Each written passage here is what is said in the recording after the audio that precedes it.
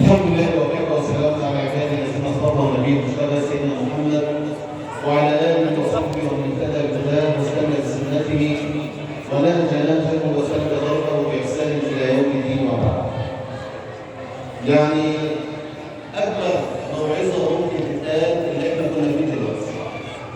من اراد واعظه فانه يكفيه. يعني الرساله على فكره في الموت مش للميت. الرسالة اللي ربنا يريد أن يرسلها إلينا في الموت نفسه مش الميت. الميت أفضل إلى ما قدم، راح إلى ما قدم من عمل. أسأل الله سبحانه وتعالى أن يرحم جميع موتى المسلمين إنه ولي ذلك والقدر عليه. لكن الرسالة في الموت للأحياء. مات كأنه يقال لك بلسان الحال، مات من كنت تأنس به ويأنس به، من كنت تجالسه ويجالسه. مات الحبيب والقريب والصديق والصاحب، كل ده في النهايه برضه انت ايه؟ انت هتموت. فماذا انت فاعل حين تحين هذه اللحظه؟ يعني هل انت مستعد؟ يعني الحسن البصري لما مر على رجل وقال له انت عمرك كام؟ قال له 80 سنه. قال له يا 80 سنه؟ ده انت بقالك زمن يعني. فقال له انا لله وانا اليه. قال له انت عارف معنى الكلمه دي؟ قال له لا. يعني قال له من علم انه عبدا لله فليعلم انه اليه راجع. افحسبتم انما خلقناكم عبثا وانكم الينا لا ترجعون. المرجع والمآب الى الله عز وجل. من علم انه عبدا لله فليعلم انه اليه راجع، ومن علم انه راجع فليعلم انه موقوف. وقفوهم إنهم مسؤولون. ومن علم أنه مسؤول فليعد لكل سؤال جوابا. هي أي عمل بتعمله دلوقتي لازم تحضر الجواب بتاعه لما تقف بين يدي الله سبحانه وتعالى. من علم أنه عبدا لله فجعل أنه إليه راجع، ومن علم أنه إليه راجع فجعل أنه موقوف، ومن علم أنه موقوف فليعلم أنه مسؤول فليعد كل إنسان منهم إيه؟ جواب. الأمر شاق ولا صعب ولا سهل؟ الأمر سهل جدا. أحسن فيما بقي لك من عمر يغفر الله لك ما قد مضى. يعني الله سبحانه وتعالى كثير التوبة، مش توبة واحدة، لأن الله يحب إيه؟ يعني كثير التوبة سبحانه وتعالى عز وجل. إياك أن تيأس من روح إيه؟ الله سبحانه وتعالى. بسرعة سريعة عشان خاطر الشيخ سيد يعني ما نطولش في الكلمة. يعني شهر رمضان ده من أحب الشهور إلى الله عز وجل. هو بمكان يوسف عليه السلام عند أبيه بين أبنائه. سيدنا يوسف كان بيحب مين؟ أبو سيدنا يعقوب كان بيحب سيدنا يوسف على بقية الأبناء. فهذا الشهر محبب عند الله على سائر إيه؟ على سائر الشهور.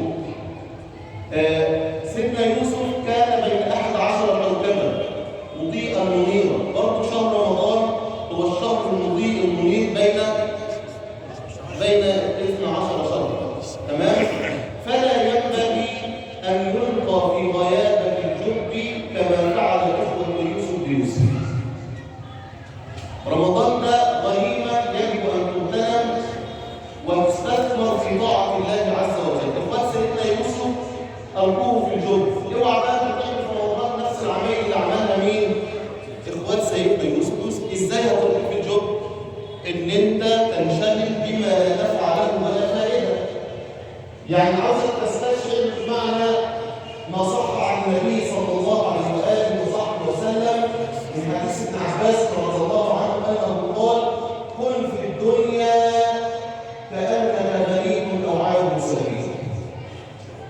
ابن عباس بيزود ده مش كلام النبي، الزياده الثانيه بتاعت ابن عباس بيقول ايه؟ اذا اصبحت فلا تنتظر المساء، واذا امسيت فلا تنتظر الايه؟ فلا تنتظر الصباح. فكلام النبي صلى الله عليه وسلم كلام بليغ، لان ربنا سبحانه وتعالى اتى رسول الله صلى الله عليه وسلم جوامع الكلم. يتكلم الكلمتين اللي انت تقعد فيهم ايه؟ سنين عده تقعد تتكلم فيه. هو في فرق بين الغريب وعابر السبيل؟ في فرق. الغريب هو الذي يقدم بلدا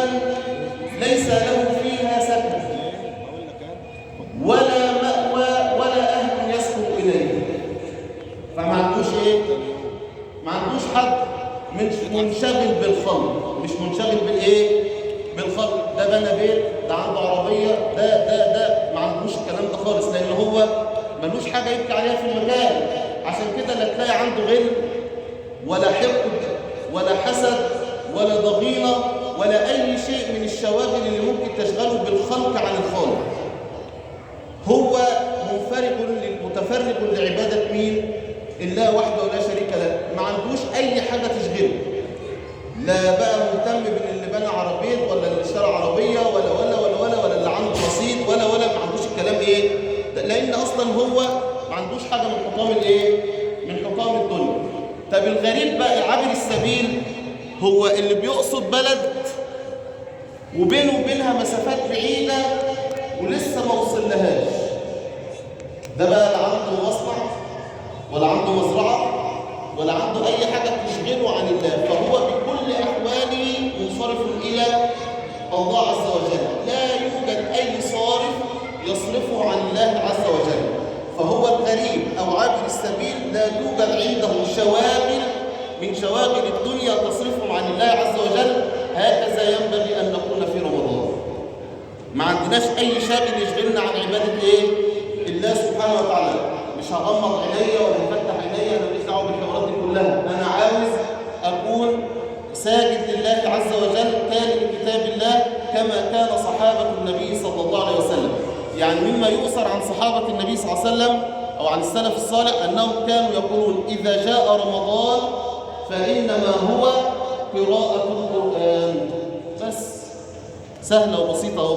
يعني الجزء ياخد كام مولانا مع الماهر ما يعديش نص ساعة.